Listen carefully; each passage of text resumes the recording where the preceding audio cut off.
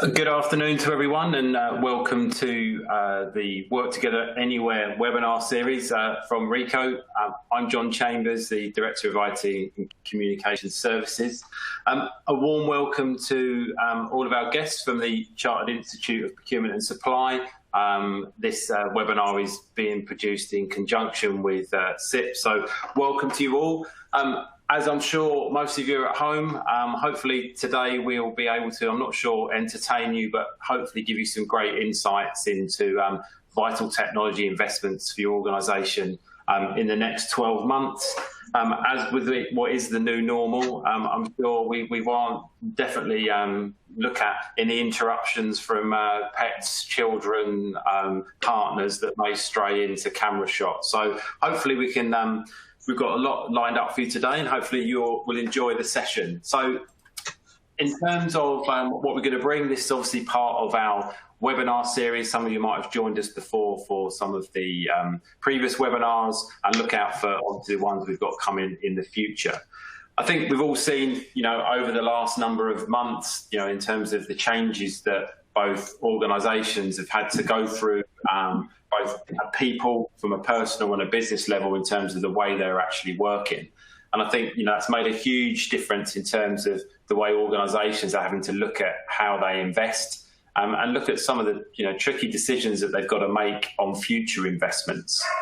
Today we've got a great, in terms of the system itself, please look at doing Q&A and submitting questions. You should be able to use that on your panel.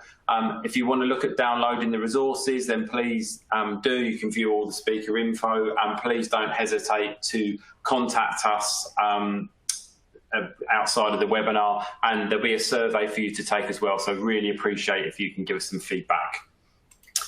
So what we're going to cover today, in terms of the webinar itself, we're going to look at what's currently happening with IT budgets in this current environment. We're going to get some insights both from some experts that we've brought together for the panel, which I'll introduce to you in a minute. Some of the challenges that we're seeing with our customers and what they're having to face, and some of the key areas that organisations are going to need to look to invest in the next 12 months, and perhaps some of the areas to avoid. And also give you some examples of how we're working with our customers and how we've helped overcome some of the challenges that they're currently facing. We've got a couple of polls for you today, so it would be really great if you could give us some of your insight, and we'll share some of these at the end. So please, if you can look to go and fill these out. We've got a couple of ones for you in terms of what are your IT priorities for the next 6 to 12 months. So if you could look at that, whether it is remote working and devices, whether you're focused on security, you're looking at video conferencing and collaboration, IT infrastructure, cloud services, or making the workplace smarter and safer. And I know, many of you will be looking at maybe a return to work in some guys into your offices, and how you can help your organisations to be able to do that. So if you could select the choice, you get one selection out of those, that would be fantastic.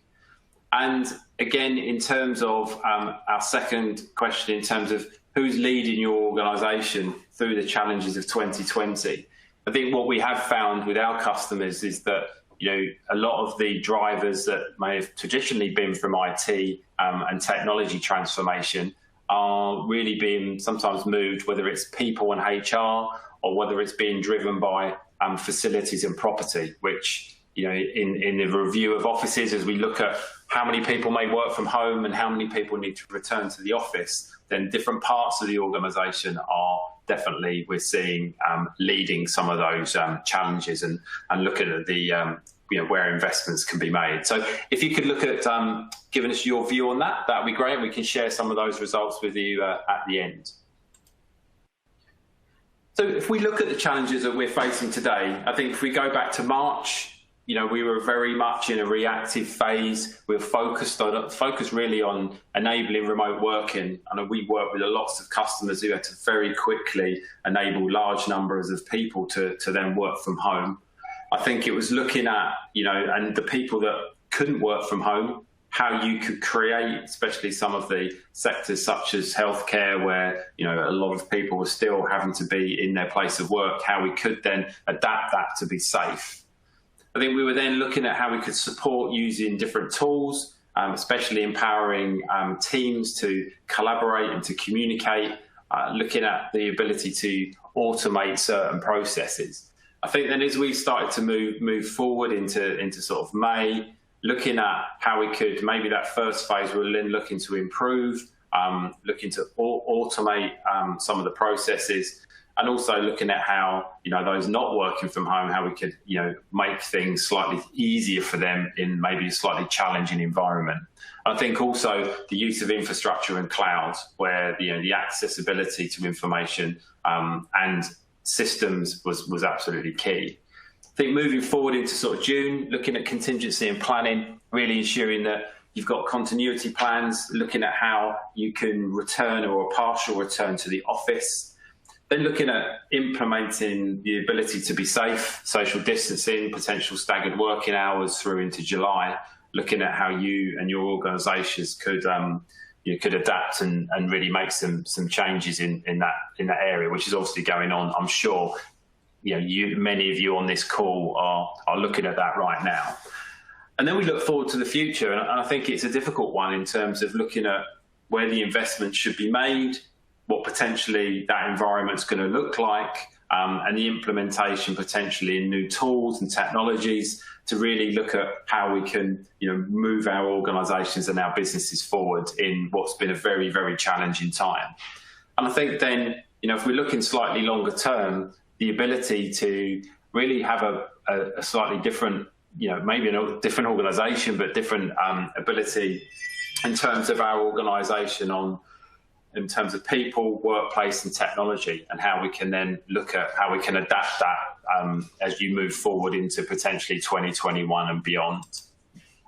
So presenting today, I'm delighted to say that I've got some experts along with me. First up, I will introduce Ricky Wallace, who is the branch chair for Surrey and Sussex for SIP. So Ricky, a very warm welcome to the session. Thanks very much, John. Yeah, I'm been looking forward very much to this. I think this is certainly the workplace and how things are going to evolve in IT over the next year is key. And obviously, I think this is going to be a very interesting webinar. Thanks very much. Yeah, thanks, Ricky. I mean, I'm sure with your members, there's been some real challenges from a procurement perspective over the last few months. I'm sure it's been quite a fairly challenging time, would you say? It has indeed, yeah. And as you can imagine, I think what we're seeing typically is that organisations like Oracle are looking to put their prices up and run more audits. Companies are scrambling to work out how they can make money. And essentially, what you're talking about here today is what everyone's faced with. How many people are going to be in the office? How many are going to work at home? How are we going to get good infrastructure and IT to support that? Yeah, so absolutely. Excellent. Good. Well, again, warm welcome and thank you. It's a delight to have you and obviously SIP's on board for this webinar. So thanks very much. Well, I'm sure we'll be hearing from you later, Ricky. Next up, Mark Priest. Mark, a very good afternoon to you. Afternoon, everybody. So Mark works in our communication services business, and Mark, I'm safe to say you've been pretty busy in terms of the last few months with our customers. Yeah, it has been surprisingly, I know a lot of parts of the country and of the world have found everything right now to be quite challenging and upsetting the normal routine of things, but actually in communication services, which at Rico is effectively audio, visual and unified communications, we've been probably busier than we've ever been, purely down to the nature of what we do, which is helping people connect and communicate in ways that maybe they're not used to doing. And with the increase in people working from home and the elements of people having to be a lot more flexible and work remotely, there's a lot of elements of what we've been doing which have been picked up by a lot of our customers. We've been very busy around that. Excellent, excellent. Well, we'll look forward to hearing a bit more about that a bit later. And finally, but last but not least, Paul Ryder, our Transformation Services Director. Afternoon, Paul. Afternoon, John. Afternoon, everybody.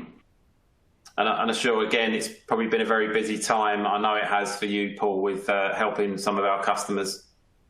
I think with the constant evolution that we've seen around the modern workforce, how we adapt to remote working and then improve upon what we were perhaps thrown into initially, and trying to find the different ways to deliver that in a more succinct and credible way, and getting used to the new tools and technologies that perhaps some users in the past haven't had to utilise in quite so heavily fashion. So certainly we've seen quite a lot of transformation activities over the past few months. Excellent, and again, be sharing some of those insights later in the presentation. Thanks, Paul. So I think it's always a good start to look at what the analysts are saying in terms of the technology investments and some of the key points. I think a lot of the analysts move quite quickly to obviously revisit their in terms of their predictions because of obviously the current climate and COVID. If we look at the IDC spend and some of their key points on top technology investments, especially around supporting remote work during the crisis, there's no probably real surprise to see that 51% being video conferencing, 50% being secure remote access, 48% remote learning, 41% employee engagement tools, and 36% collaboration applications. So, I think we probably, it is a slight change probably from some of their predictions prior to COVID, but I think you've seen, I think probably if we asked the panel, I'm sure, Paul, in terms of customers you're working with, would you say a fair reflection of what you're seeing?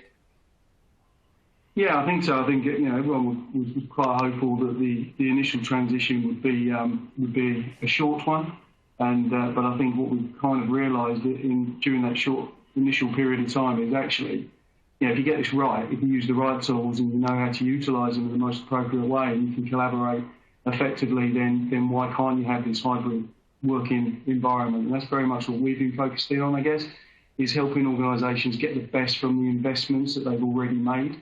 Now, if you're a Teams user, Zoom, whatever it might be, it's just making sure that the staff know how to use it, how to access data, how to share and communicate and collaborate across their business streams, and make that as seamless as possible. And that's very much how we've seen that transition, during this past 3 or 4 months, 5th month we're going into. So yeah, definitely. Yeah, the months definitely go by fairly quickly. So yeah, and I think we'll probably share some of a bit more detail on that. I mean, I think the investments probably aren't necessarily too much of a surprise, but it's always good to see what the analysts are saying in terms of what they're predicting and where the current spend is.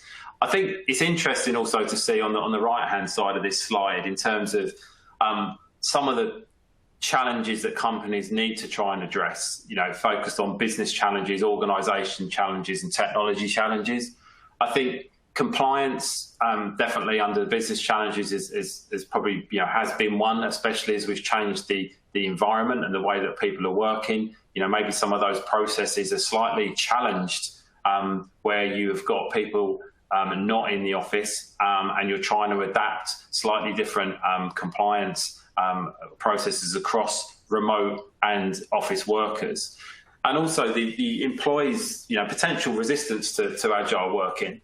And I think there's an interesting point on that, and where you see employee resistance to change in organisational challenges. I know we did some research from RICO with Oxford Economics in terms of the economy of people, and had already seen that the ability of people to adapt to technology and to change was probably one of the biggest challenges. Everything is there, but behavioural change and the ability for your staff to be able to adapt to that is one of the real challenges that organisations have to overcome. And I think really, that's probably been heightened with either the current climate, but also with the change in the way that most organisations are operating. So I think you've seen the organisation challenges, resistance to change, potential training. I think suddenly everyone's on, you take the example of video collaboration, everyone's on video conferencing, everyone's expected to know how to use everything straight away, but most organizations maybe haven't had that training plan in place. And then finally, the technology challenges. Most, especially larger organizations, have got a legacy IT infrastructure.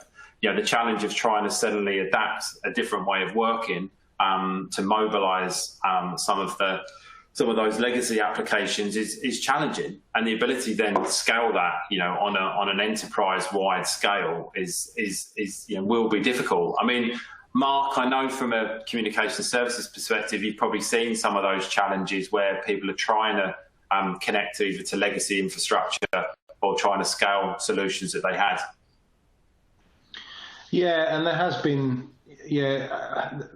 a lot of resistance in regards to, well, I don't think anybody really knew what to do at the beginning. And I think there was an element of denial to begin with, where people didn't really think that this whole pandemic thing was real and it was really going to affect them in any sort of way. And then I think when that realization came in, they sort of moved into this panic phase where a lot of people were trying to make things connect in ways that they're never designed to do. Or they would end up buying a load of stuff that they never actually really needed because they didn't know what to do, or they would bury their head in the sand and hope it would all go away. So I think over the last couple of months, we've seen people kind of reconcile their plans a little bit more, and I think everybody's sort of calmed down a little bit, and they are looking at, okay, we need to future-proof what we're doing, and we need to understand how we're going to move forward, but we want to do it in the right way. And that's a lot that I know Paul has as well, and myself, where now the dust has settled a bit, people are coming to us and going, look, we know we need to do something. It's obvious that we've got to change the way that we're working, but we don't want it to solve the problem that we've got now. We want it to be something that is applicable for the next 5, 6, 7 years. So we want to do it right rather than panic into something that we're not doing. So, yeah, we have seen that. But at the same time, I think a lot of people have learned their lessons around what can and can't be done. Yeah. Thanks, Mark. So I think, some good points from IDC, and I think, from the main analysts, whether it's Gartner, Forrester, IDC, you'll see some similar messaging in terms of where the technology spend they think it is. I think what we'll do now is to probably give you a few insights that we can from a perspective of Ricoh. So just to give you a little bit of a feel for the organisation in Europe. So we've got over 25 operating companies across EMEA with regional headquarters. We've got about 18,000 employees across EMEA. And if I speak to and spend a lot of time speaking to our EMEA VP for IT in terms of how they're having to look at budgeting, how they're looking at the focus of where our spend is, it's quite interesting to listen to how they've had to adapt. I think the few key things that are definitely important from when we're looking at from Ricoh. I'm sure this will resonate with some of you on the call, where you're either involved supporting IT from a procurement perspective, or actually you own IT, where you're looking at specific metrics around IT expenditure and around headcount analysis, so that you're looking at some real key metrics to see how IT is how you're adapting with the budget that you've got. And I know most VPs for IT will be challenged by the CEO on delivering more with less, always a huge challenge, but trying to find the right level of metrics that can allow you to ensure that you can budget in the right way. Now, I know, if I look at our VP for IT, then he very much will look at some key metrics. I think one of the ones looking at the ratio of IT employees is the percentage of total employees, to look at how that performance is being managed, and also in terms of the IT costs as a percentage of our total revenue, ensuring that that we're in the right place and the IT team is in the right place in terms of how they manage their own budgets. I think it's interesting when we look at COVID, and we look at some of the challenges that we've had to face and where decisions have been made. So, I think the first steps that we had to take internally, we had 18,000 staff across Europe, and we needed to get them to work from home. Now, I think some of the initial investments that were already in progress and we'd already made, especially around next generation WAN technology, IWAN, and in security, were already there to give us a good platform to be able to quickly enable 18,000 staff to work from home. We'd already migrated to Office 365, and the use of really the enhanced use of Microsoft Teams across the whole globe, not just EMEA, meant that we very quickly were able to move to a remote environment and working on it in a remote way. So we were well equipped, although it didn't come without its challenges, especially around training. And I think the other investments that were being made on that still, had to be justified, but also then ensure that we were getting the right return in terms of either staff productivity or the ability to collaborate and connect or deliver better services to our customers. I think the other thing that are important, we've obviously got a huge engineering force, in nearly 800 engineers in the UK, I think 5,000 across Europe. So again, trying to look at how we can provide them with the right tools to operate, whether it might be in the NHS or healthcare throughout Europe, or some of the other front lines in pharmaceuticals that were key in order to organisations that are very, very challenged and busy. The ability to deliver that in uncertain times was difficult. I think probably some of the takeaways from our own experience is that looking at investments now, absolute use of and demonstration of an ROI. If it wasn't important before, it absolutely is important now.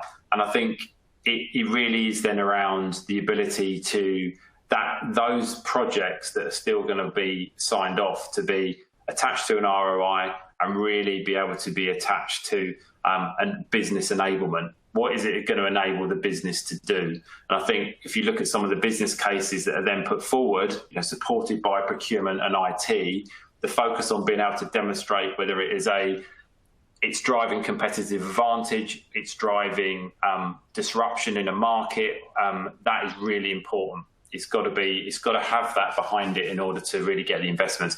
We've stayed with some significant investments, especially around some of our CRM tools and some of our ERP systems, because they are really tied to the support of the transformation of some of our business in terms of the way we work with our customers. So some insights there, and I'd probably, Ricky, from your perspective, I'm sure with your members that sort of around ROI is probably seen more focus tying to business enablement. Is that something that you're seeing as a sort of more of a challenge from a procurement back to the business perspective?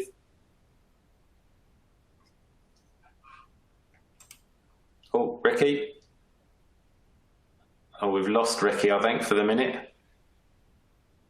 I'm sure he would agree with me if I asked him that question. We'll come back to Ricky slightly later on that same question.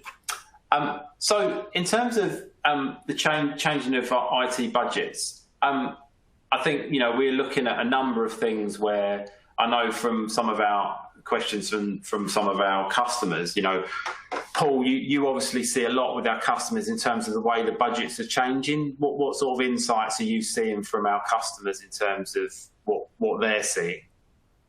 Well, I think, John, you brought it out there with the initial point you were raising. I think available cash isn't as readily there as perhaps it used to be in the past. If you haven't already sort of prepared yourself for this type of environment that we now find ourselves in, making the best of what you've already got. Typically, perhaps in the past, where a new point solution was required, the process may have been to literally go out and find something new to fill that void. What we're looking at now, and certainly through the discovery exercises that we offer for our digital experience assessment, is we're very much looking at how are your users wanting to work? How do your what kind of engagement are your employees demanding? How can you perhaps enhance the utilisation of technology you've already invested in, but you're barely scratching the surface of that particular investment, and you could reutilise some of those technological areas that you've already got? How could you reapply those and improve the productivity in the workplace? and also create that as a flexible solution as well.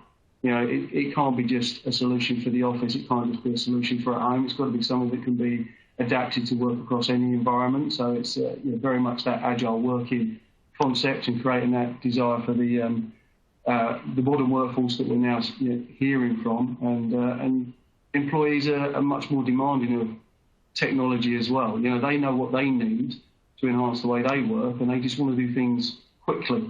They want to do things at pace and just have access to data as quickly and easy as they can. But certainly from a budget perspective, taking a view of what you've got is a great area to start, but also digging into where does your journey begin in the new world. What's your point solution that will really make a difference to your user estate now, add value to your business, and show that return on investment that you were referring to earlier on. And for our discovery steps and processes, that's very much at the forefront of what we're looking for, how we can support businesses and invest in the right next step. That's absolutely essential. Yeah.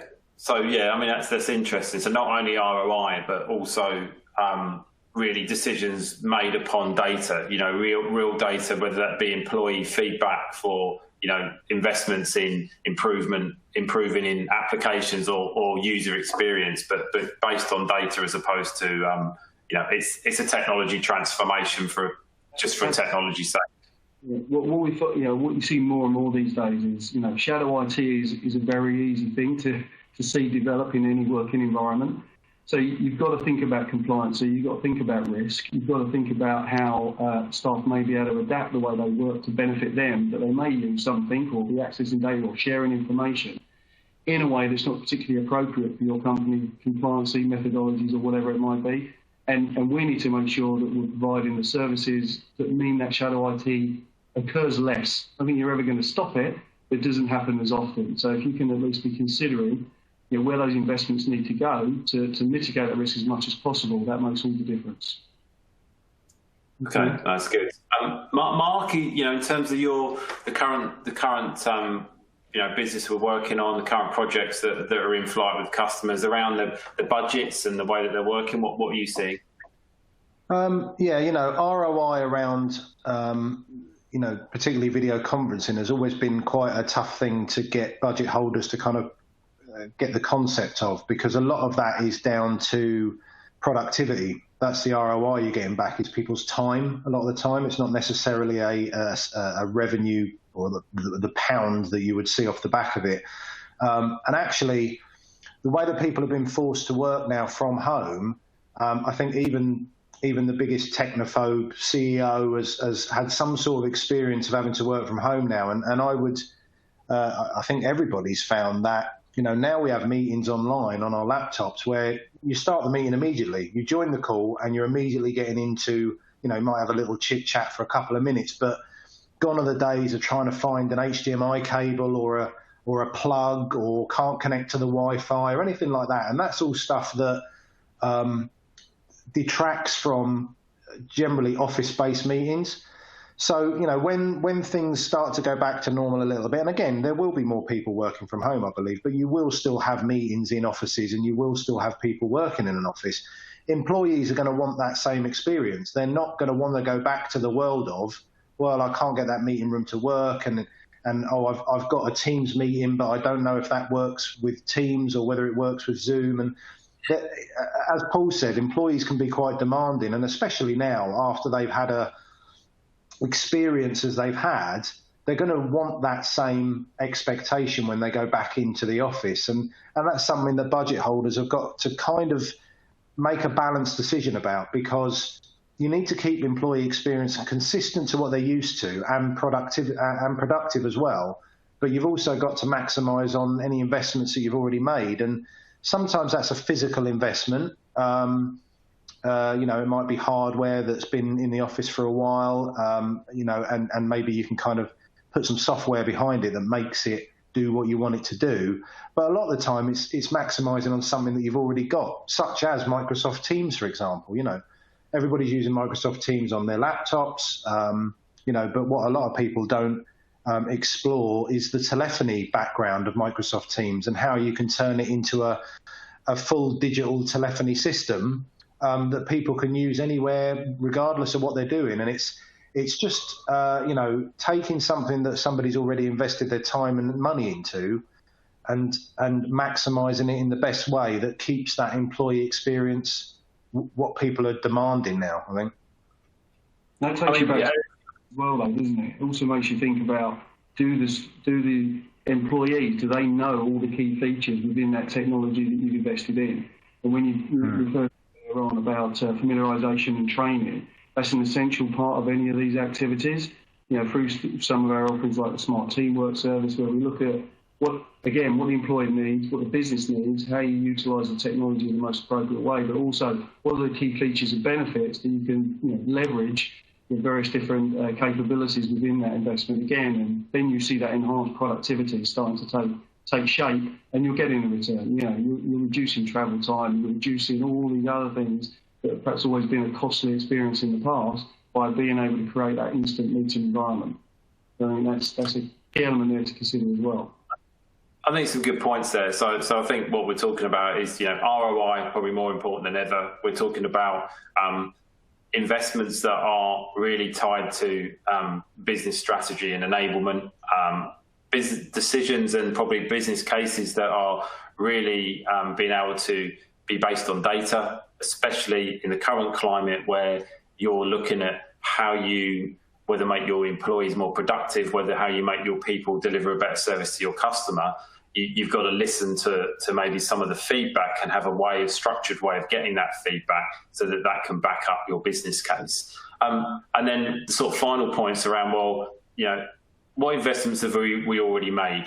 Let's make sure we're not investing in something that we've already got in the whole portfolio, but someone just wants something new and shiny. I think that employee experience is key. And if someone's using something already and you can expand that, then make that happen as opposed to just going out and buying a new technology to go on top. So I think there's some really good points in the way we're seeing the budgets change, and I think let's have probably a little bit more of a look at the areas of spend and where we think those priorities are going to lead. So we'll move on. Before we do, just like to say, Q&A wise, please drop your questions in. We've got a Q&A session at the end where we can answer any of your questions, and please keep going with the poll. I know lots of you have already answered. Just give us those feedback and we can then just see what the audience is thinking when we get to the end.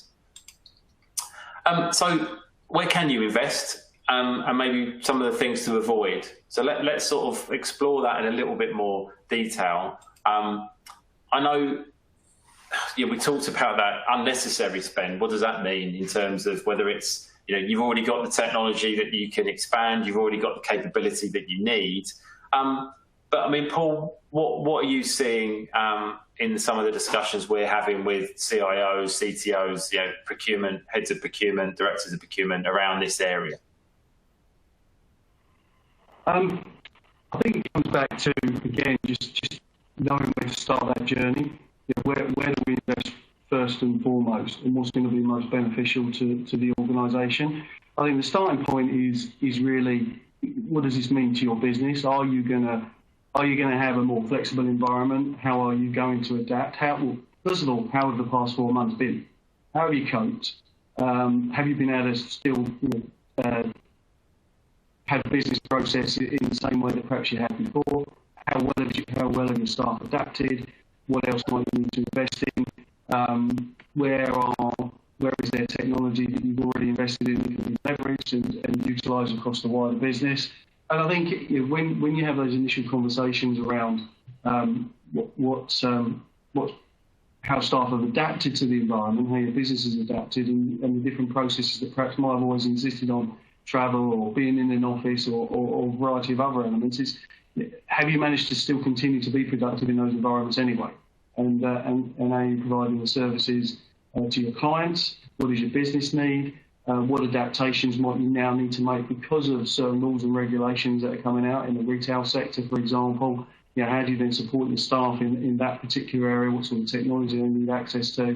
So it's just, again, it comes all the way back to analysis and data that can actually point us in the right direction and invest accordingly.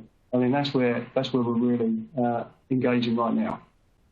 And I think, this slide also, the the speed of transformation, I think we've seen that with our own business. Our own CEO has made some, talked to the analysts in Japan, and we were already transforming our business, from print, which we're very well known, but we've got a huge IT services and business across the globe. And I think probably what we knew was going to be happening in maybe 5 years probably happened in 3 months. So the speed of transformation had to be quick, and I think some of the investments we're making in, especially around systems for ourselves, are supporting that strategy of transformation. It was already happening, but it's about how you then position that acceleration. So what was going to take, it may be a year, 2 years, 3 years, is now got to be done in a very, very short time frame. So I think, let's have a look at some of maybe the key areas where we see investment. So I think, Paul, one of the areas I'll get you to explore around security, probably not a surprise, but one of the priorities we've seen, especially with the move to remote working around security. What have we seen from our customers in this space? Well, I think there's been some significant changes across these three main areas on here, and depending on your organisation, I guess it depends on what order you place this in, whether it's security, whether it's connectivity, whether it's access to simple access to data. But security, as you said, not surprisingly, it's at the forefront of most discussions. I don't think it's been out the news in the past 4 or 5 months around various sort of cybercrime attacks that we're seeing throughout. And I think as an area, it's one that every organisation needs to consider. Your traditional perimeter security, it's no longer enough. It doesn't protect you to the levels that perhaps we all thought it would.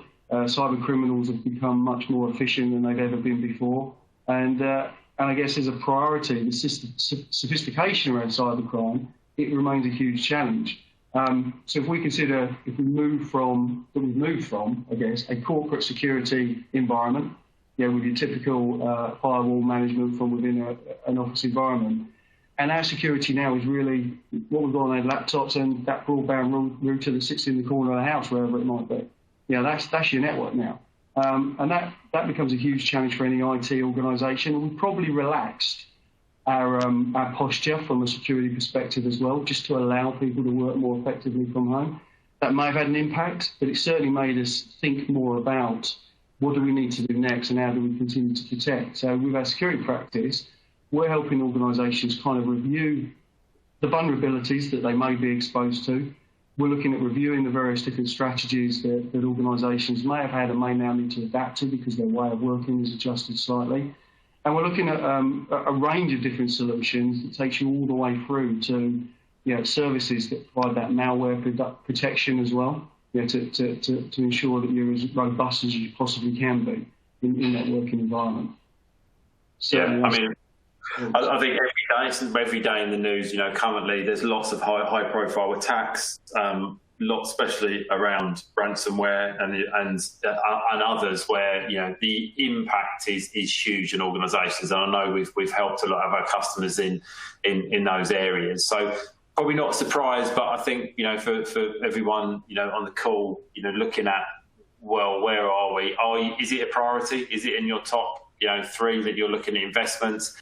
Have you looked at not just perimeter, but all of the components, including ransomware, in terms of the protection? So I think it's then, it's probably going to be in most people's top 3 or 5.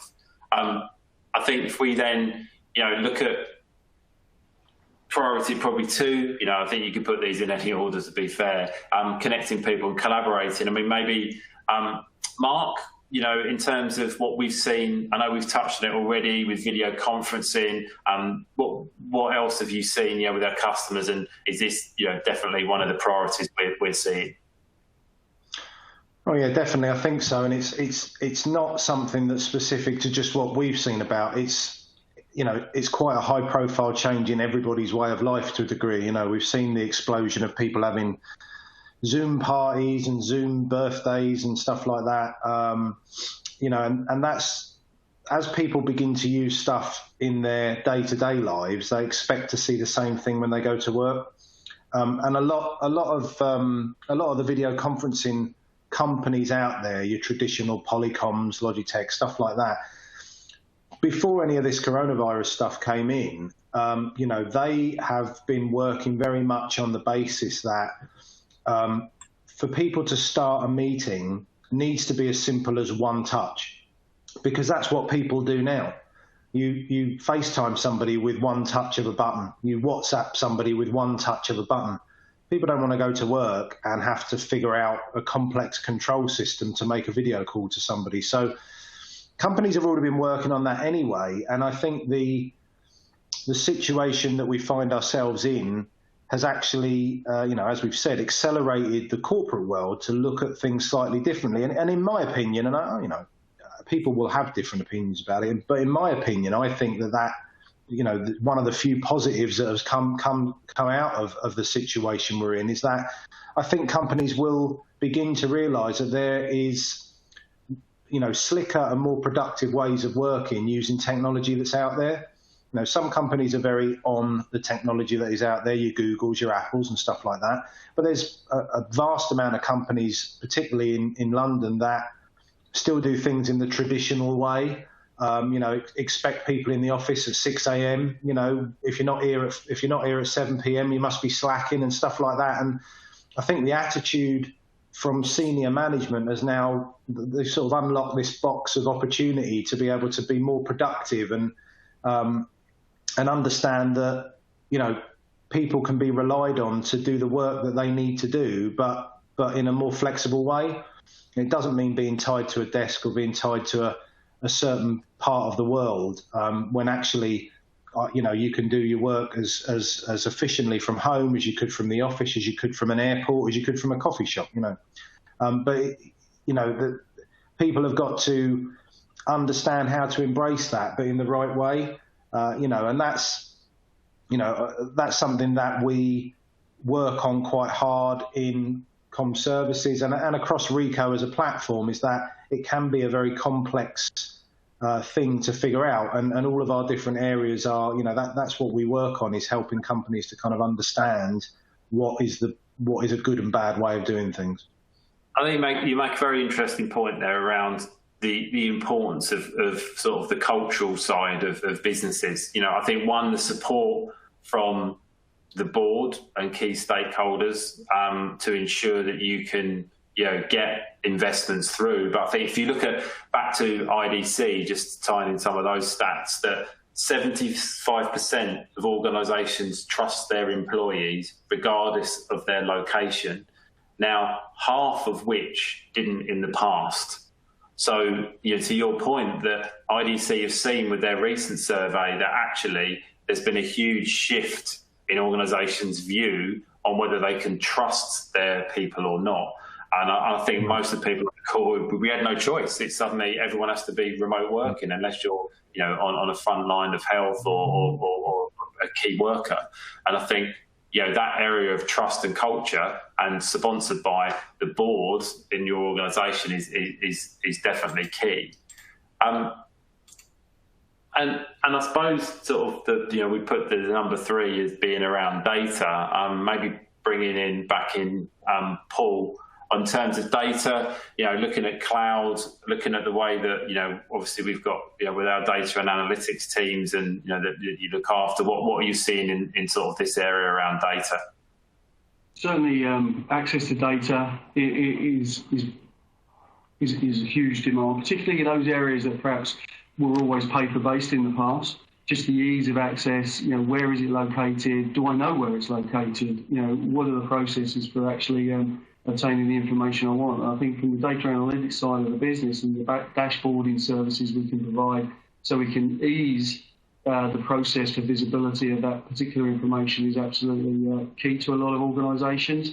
You know, simplifying the way that individuals work in any way we can. But I think, you know, when you look at the ease of access to data, how we access documents, how they're going to collaborate with that documentation as well, simplify the way that it's distributed around the business.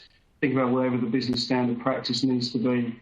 How we utilise cloud, that's obviously the increase in the demand for cloud utilisation has gone through the roof.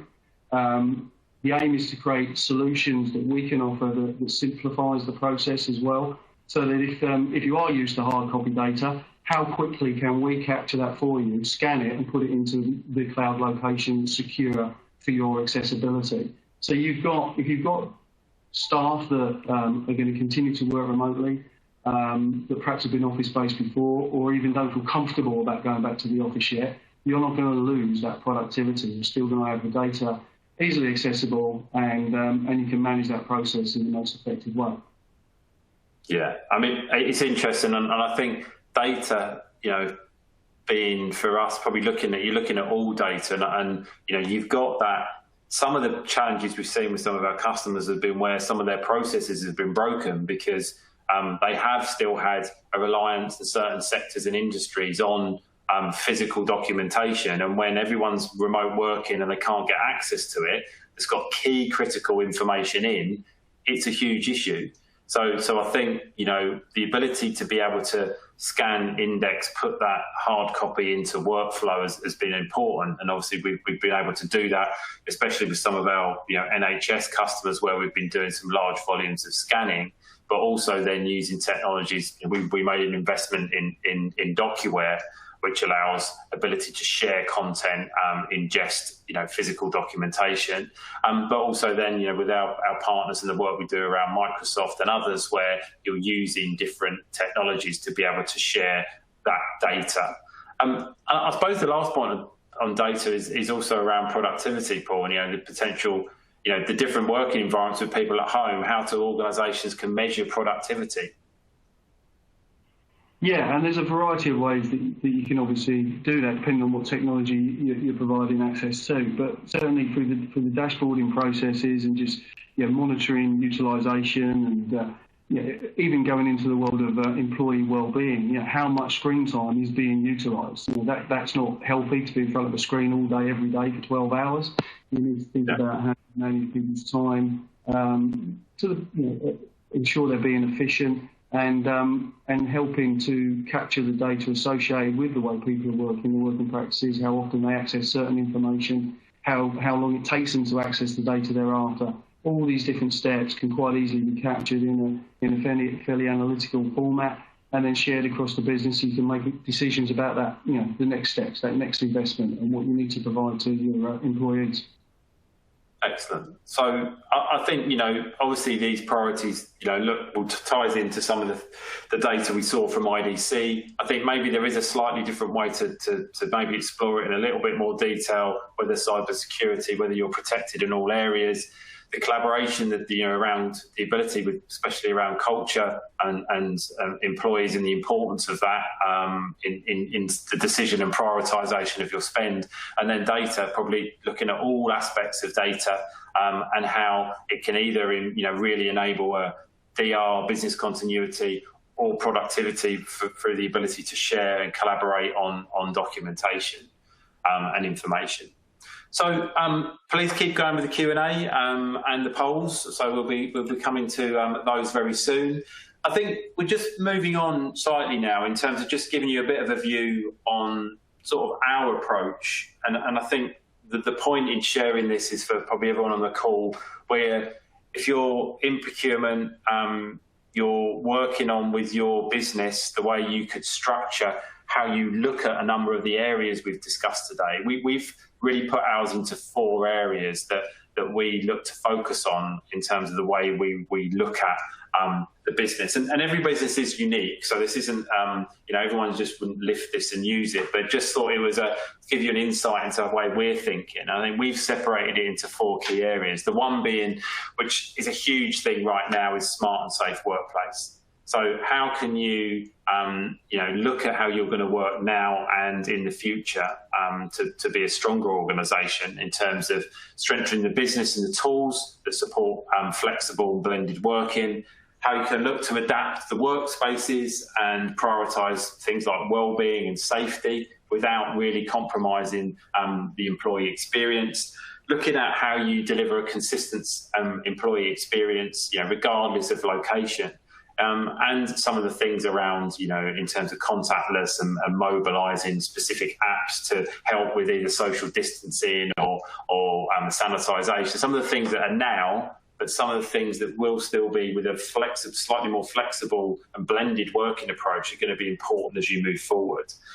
Remote workplace is still huge. So if you're going to, we've already got remote workplace, but what's it going to look like in the future? Be able to provide the tools, look at how you can boost employee engagement and productivity using tools that can allow you to deliver a great experience to your own people, but also to your customers and to your partners.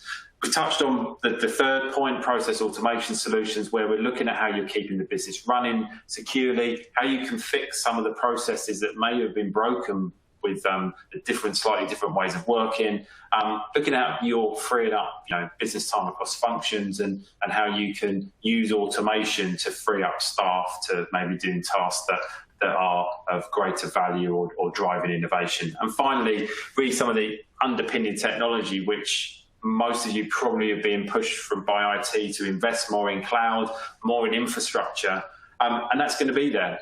Because people don't want things on premise. We probably won't want as many offices. We want a slightly better operating model, whether that is with the people to support it or with driving down operating costs. And the ability to be agile. One thing we've all learned is things can change. So if you can't change your operating model quickly, with more of a utility consumption-based approach to some of your infrastructure, then you're going to have a challenge when the next, it's not going to be hopefully be only more COVIDs, but whatever change it is, whether it's a disaster or any other significant change that you will have in the business. So just our thoughts on that, so that we could give you how we work through that. So sort of coming to the summary, really, I think for us it isn't one size that fits all. I think it is.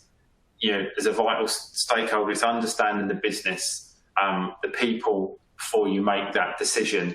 And I think, we've seen across our approach to that, obviously the research from IDC, hopefully taking some of that insight back today from the session and being able to, hopefully help you in the way that you work with your organisation and make some of those decisions.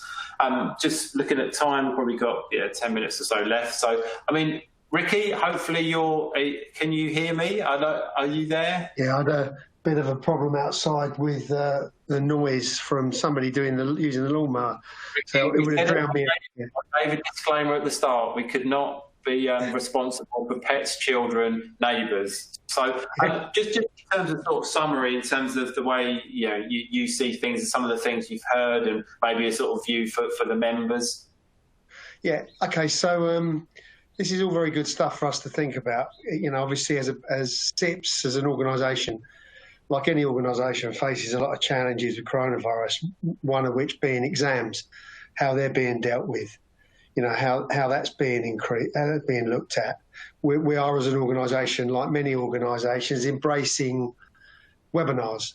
And as a branch myself, I would be running about, I'll be running about 12 of those over the year with various organisations. I'm starting to also work more closely with organisations collaboratively and be working on remotely and online. We are, like all organisations, adapting to this and facing some big challenges, particularly on the exam side. Yeah, and I think we've seen those, definitely seen those challenges, Ricky, with anyone that's unfortunately may have had a speeding ticket in the last couple of months. That we've worked with an organisation called Drive Tech, and which is part of the AA, where we've enabled their remote and virtual classrooms. Again, it's a similar thing.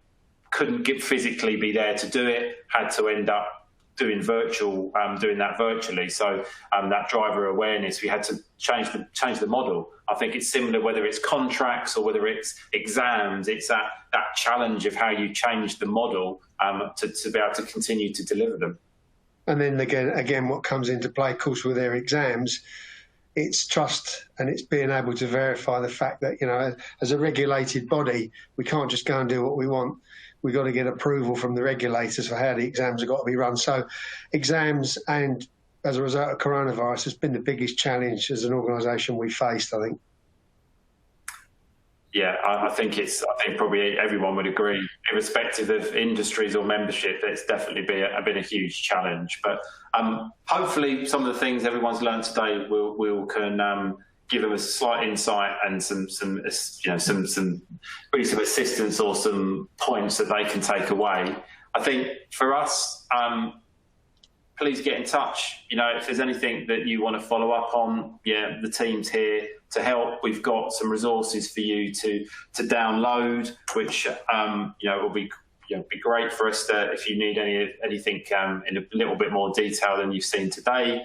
I think we're going to have a quick look at in terms of the polls. Also, please make sure that you take the survey, and let's have a quick look at our poll results. So I think priorities in the next 6 to 12 months. So still focused on remote working devices, up there at 41%, cloud services at 29%. So interesting in security and making the workplace smarter and safer. Both equal at 11.8, and video conference and collaboration at 5.9. So. Yeah, interesting in terms of the current view, but remote working and devices obviously still resonating with the audience in terms of what's key. And we'll have a little look at who is driving it. So it's still looking like over half of you are saying that it's IT, and a very even split between HR and facilities, which is I think not. I think if I look at our organisations, IT is still a big driver. Most of the business will look to IT in terms of trying to lead us through, on the premise that technology is probably then driven as an enabler for the business. I mean, Ricky, what are your thoughts on those from the poll? Yeah, I think that's what you'd expect to see. Obviously, remote working's key. I'd expect to see that being at the top. And then I was surprised to see no sort of interest in IT infrastructure, but then I guess funny that is not. But I mean, I'm guessing that there are areas that are going to be prioritised, and I'm guessing that IT infrastructure, what's in that space, is going to be a lower priority. And again, it's going to be IT at the forefront of that, as you'd expect as a business enabler. Yeah. I think it's interesting, that one, because when everyone has to select one. So I think it's probably a good point. IT infrastructure on its own doesn't actually deliver anything. So actually, I'd rather focus on remote working now, because I don't know what IT infrastructure actually is. So I think it's an interesting point where if you're going to make an investment, you're going to make it in something that's going to mean something. So I think we're now into the Q&A. I think we have got a few questions come in, so thank you for those. Let's just have a quick look at it. So we've got one in. For years, procurement and IT have been rationalising and standardising desktop printers for MFDs. With the increase in work from home and agile working, it cannot be economical to go back to the one-for-one printer in the home. Do you see this as a demise of printers, and what is the alternative solution for those agile working? That's a very interesting question, and I think I'll give you my view on that from it, because we have been talking about it a lot within the business, and we have helped a lot of our customers who have gone to home working, so providing them with printers for their home. I think also, though, we are looking at that agile work of how obviously with our technology we've got, you could print and release in an office, but you might not want to go. But we are looking at, could you print and release it somewhere locally? It needs to be secure, but have you got the ability to say, actually, I'm going to do some printing, but I'll collect it when I go to Tesco's, or I'll collect it when I go to my local shop that's actually an authorised and secure way of printing. So we are looking at agile working and how we can support it. I think a lot of organisations still will go, I need my own printer in my house. But I know, it's a case where, again, with the whole household, depending on children, etc., you may still need to have some print. So I think we are looking at that. So it's a really, really interesting question. But I think we're looking at how we can help agile working when it comes to print. I think I'm just looking at a couple of the others. I think we've got a question around in terms of working from home with, obviously looking at our 18,000 staff. And question on really on Microsoft Teams. Understand that, but was there a big uplift in hardware, or were staff, did they already have laptops? For us, pretty much most of the 18,000 staff already had their laptops. So we already were quite mobile in the way we work. So I think it's a case of we were in quite a good position in order to be able to have the hardware, but also I think probably as important, the connectivity and the security to make us be able to access the systems and all of the things that we needed. Have we got any others? I think companies are forced to make priorities due to capital funding limits and therefore delaying projects which would help them now. Can we help? I think the answer to that is definitely yes. We've got lots of customers where we've been looking at the way we can use either finance or looking at OPEX, CAPEX budgets, but also looking at where we can provide creative ways to be able to acquire the things that our customers need, but maybe slightly challenged in terms of the way that they're currently funding them. So definitely if that's something that we can help with, we're doing that with quite a lot of customers who are in maybe a slightly challenging situation at the moment. And finally, just looking at time, I think, will you share the slide deck? So you will be able to download this from, if you go to the links for the site, all the collateral's there. If you can't get what you need, then just drop us a line and we'll help you with that. So I think that brings us to a close today. I'd like to thank, obviously, the panel. Paul, thank you very much for joining today. Probably on mute. How many times have we all said that over time? Everybody, I know, quite a lot in the past 5 months. We had to close with one of those. Mark, thank you very much. No problem. Happy to help. And Ricky, a big thank you for help in organise this for the Chartered Institute of Procurement and Supply. It's been an absolute pleasure to run this. So thank you very much, Ricky. Yeah, very enjoyable, John, to be honest. And I'd certainly like to talk to you about running similar ones later in the year, because I think it's been very, very informative. Thanks. Excellent. Well, I appreciate you spending the time to set it up with us, and thank everyone who's joined us today, especially all the members that have joined. So thank you very much. Look out for some of the next webinars we will be doing, hopefully some more with SIPs and some others that we'll be putting on in the coming weeks and months. So have a great rest of the day, and thank you very much.